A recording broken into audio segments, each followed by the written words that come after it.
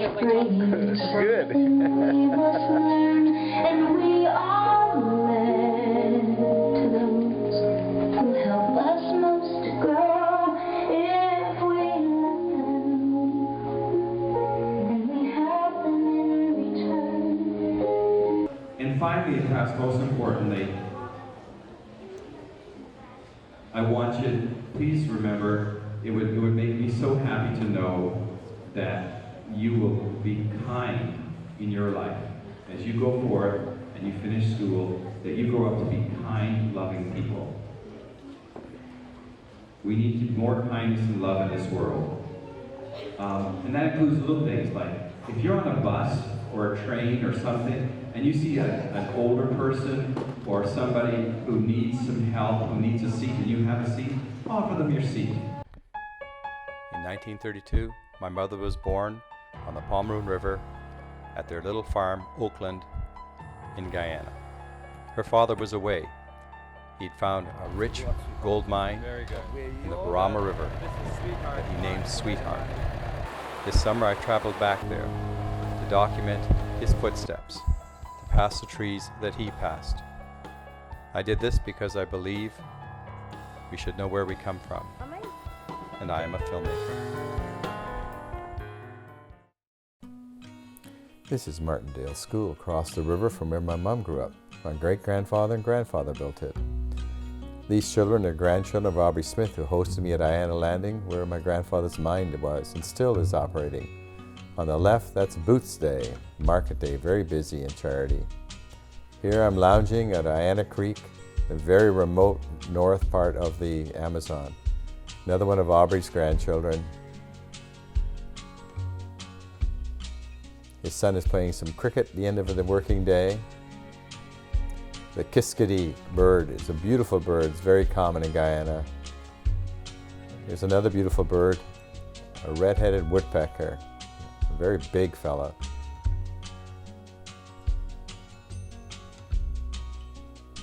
Clarissa has grown since the last time I visited. She is an Arawak young lady. Here's some beautiful butterflies, birds, butterflies, so many animals. Here's a sloth. He was just hanging around high up in a tree as we drove by in the river. This macaw walked around freely in Sariki Creek Village. I love the roots of the trees. This is on the Sariki Creek. This black African monkey was all by himself. The Sakawinki monkeys, they travel in a troop with dozens of monkeys.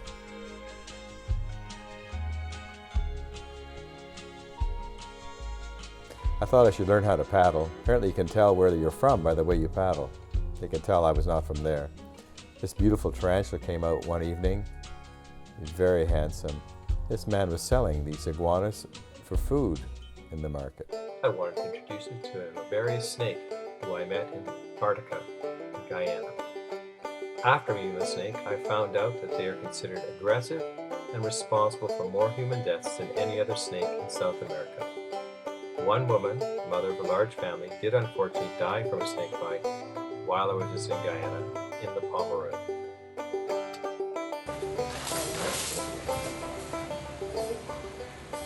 This snake, is he poisonous? Yeah, very poisonous. And what is he called? Labaria. And you walking barefoot? I working right there. So when I finish, I saw him there. Yeah, because you took away the whole tree already. Right.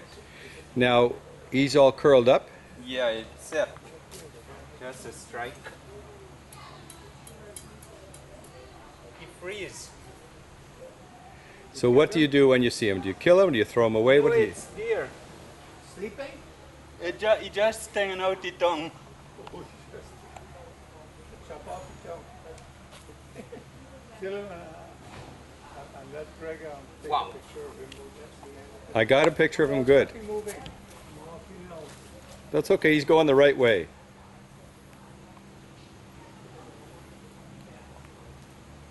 You know that. So this is a poisonous snake, a Labaria. You don't kill them? If I kill them, I get sick. Huh? If I kill them, I get sick. You get sick? All right. That's okay, let him go peacefully his way. He's not bothering us, we won't bother him. maybe that's why I get strike, because they don't strike me. They, couple times they miss me, but they never strike. But anytime I kill them, I get sick. At school, things are going good, at least so far. The things that you sent for us, we were really glad for those things, because when those things came, it was in 2012, I think. Until now, some of them still have the calculator, because they would say, sir, look, I have your gift up to now. Oh, good, good. Yes. Good. You find, see, like this community, then Jack Lo and the whole, right? The parents have this kind of interest with children. Yeah, they have this interest in education. Like they wanted to boost education. They want to see their children do good. Well, I hear that the government is going to start from September term coming. I heard the government is going to give a meal for the children, the lunch. Every day they're going to provide lunch for the children every day from September. Here in the river too? Yes, in the river, yeah. I don't know how effective it will be. But you see, most of the children going to school, the meals is a problem. In the last term, that Ghana see that food for the poor, they give them solar panel, and then the school now will have the current, you know, they would have, because in the rain, when the rain fall, the low flat, then teachers that downstairs would close up and it'd be very dark. So now the light, they would have light now, because the solar panel would be able to push the current. Yeah, they give them everything, the batteries, everything, food for the poor. Oh, that's I good. think that was very great. There's a big improvement in for the school to come September. Yeah, that's a move. In Guyana, to me, like it need government need to give more resources to the school then, because it's too much chalk and talk in Guyana. Too much Talk and talk. That's exactly. Because you do all the talking, like you're in front of like you're lecturing. Yeah. When you finish, you write. And that's all. There's no much resource materials. Materials are not there. Yeah, I would like, you know, that if they can continue from what you had supported us from before, because we had make uses with it, and I mean, if it could continue, like especially with books, even the crayons and all the materials that what you said, it was really sort of a good uses to the children. Yeah. Because, you know, you see, Pomeroon, most of these people, they are low income people. They depend on farming. So those things for the new term, those things was able to boost those children. The parents weren't able to buy, because you get a little supply from the government, but not for the children. It's just what teachers use to make teaching aids. It's not nothing much really. So, you know, I'm glad if, you know, we can get a little more assistance, whatever it is. We would be very much thankful for it. Okay. Yeah.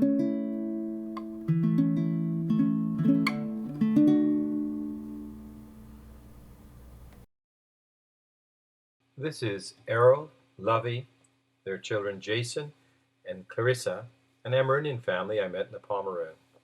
Errol works on the farm. Lovey is here fishing with her children for dinner.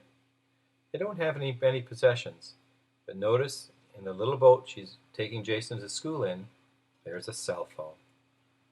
They live in a house on the estate during the week that wouldn't pass for your garden shed. Errol is very proud to show me their home at Sariki Creek, built by an American foundation and a Guyanese charitable foundation. He's very pleased to have it. They have no electricity, no water, no toilet. I was pleased to visit 2 schools on the Pomeroon River, Jack Lo and Martindale Public Schools. The children there were most welcoming. Good afternoon. Boys and girls are all getting in their boats to paddle home.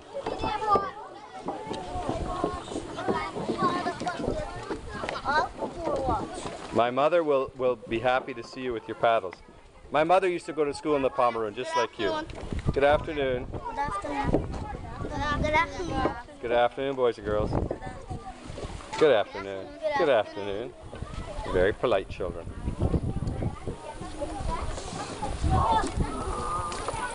The children at Martindale welcome me with their school song. Smile.